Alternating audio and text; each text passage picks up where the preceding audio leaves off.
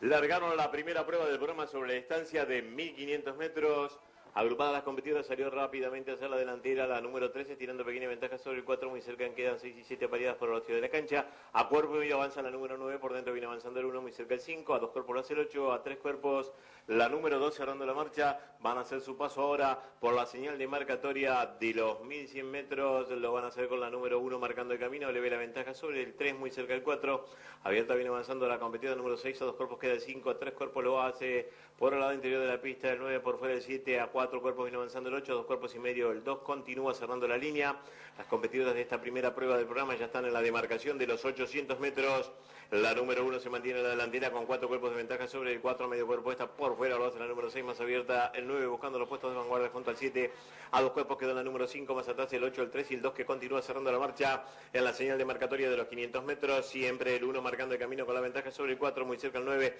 abierto lo hace la número 7, están ya en los últimos metros del codo, van a alcanzar la recta principal, lo hacen en este instante, continúa el 1 con ventaja sobre el 4, más atrás lo hace el 5, luego avanzan el 9, el 7, el 2, el 8, el 6, el 3 que continúa ahora cerrando la marcha, 250 metros para el disco y la número 4 pasa a comandar la carrera estirando la ventaja sobre la competidora número 5, por dentro queda el 1, a 3 cuerpos lo hacen el 7, el 8, el 9, el 2, el 6 y el 3, 120 metros finales, 4 en la delantera con la ventaja sobre el 5, el 1, el 8 más atrás el 7 y el 9, pocos metros para el disco, la número 4 conservando amplia ventaja sobre la competidora número 5, más atrás el 8, el 1, el 7 y cruzaron el disco.